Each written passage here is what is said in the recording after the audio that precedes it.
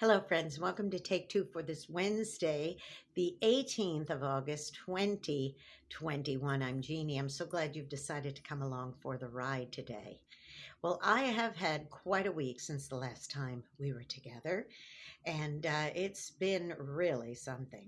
It was a week of having to reflect on something that was quite a close call, and that started on Thursday evening. I had a scheduled phone call with my business partner, Big Tom. We were going to talk over some business regarding our streaming radio stations. And so he was quite busy during the day. I was quite busy. So we scheduled a 9 p.m. phone call so we could get some business taken care of. So anyway, it got to be about 8:20 that evening and I got done doing the things I had to do and I thought, you know what? I think I'll call him now.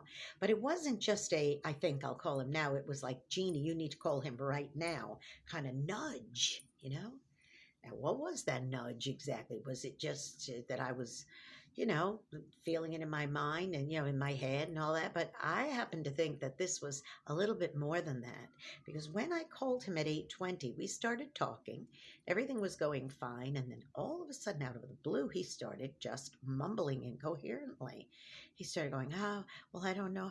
And I said, and I'm not sure. And I said, Tom, what's going on? Tom, you all right? Tom. Well, the man was having a stroke while he was talking to me on the phone. Yes, really, he was having a stroke. I didn't know that at the time, but all of a sudden the phone went dead. And I said, oh no, what is it? Did he drop his phone? Did it not charged? What is it? So I kept calling and calling back. Well, his wife was on the other end of their house. Miss Bobby was way in the living room and he was way in the back in the bedroom. So she heard the phone ringing and thought, what's going on? Why isn't he answering his phone? So she went all the way to the other end of the house and she found him incoherent and not making any sense. So she called us and she said, can you get over here right away? Something's not right. His mouth is drooping. So immediately I got afraid, and I thought, oh my goodness, I'll bet you he is having a stroke. So we got there, we called 911 and they came, they mobilized, they took care of him, they got him in the hospital, did a CAT scan, discovered, yes, in fact, he was having a stroke. He had a stroke. And they at 1 in the morning, he was in surgery, having blood clots removed from his brain.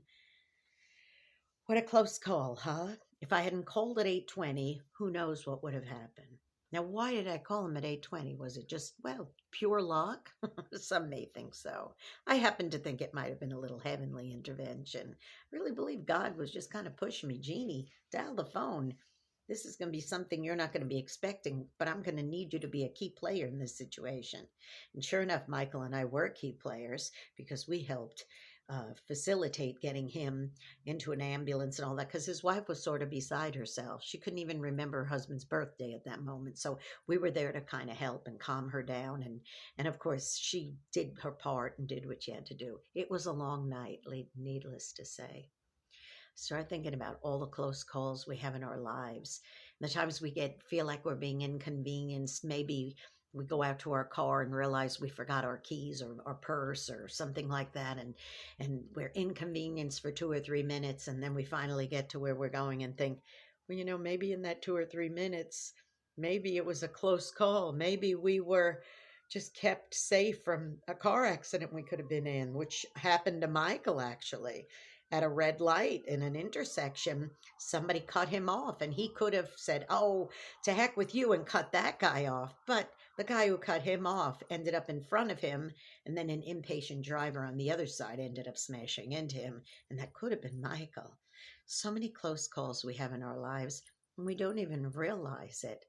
So don't get yourself all in a twist and get yourself all worked up if you get a little inconvenienced or things don't time out the way you want to with everything. Because sometimes, just sometimes, a little heavenly intervention might be keeping us safe from what would be I would consider a very close call. Listen, go be a blessing to somebody today. You may end up being the only one who is. And don't forget to subscribe to my YouTube channel, please. It's Jeanne Sigler, JeanneSigler. Hit that subscribe button, that notification bell. Every time another Take Two is premiering, I will let you know. You'll be notified, okay? Now listen, have a great week, everybody.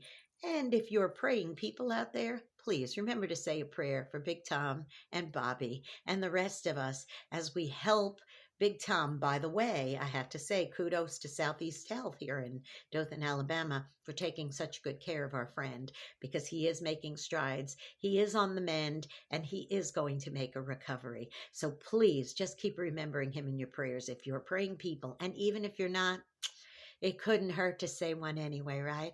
Listen, you be blessed. I'll see you next Wednesday, and I'll give you a good news report. I'm sure I will. Take care now. I'll see you then. Bye-bye.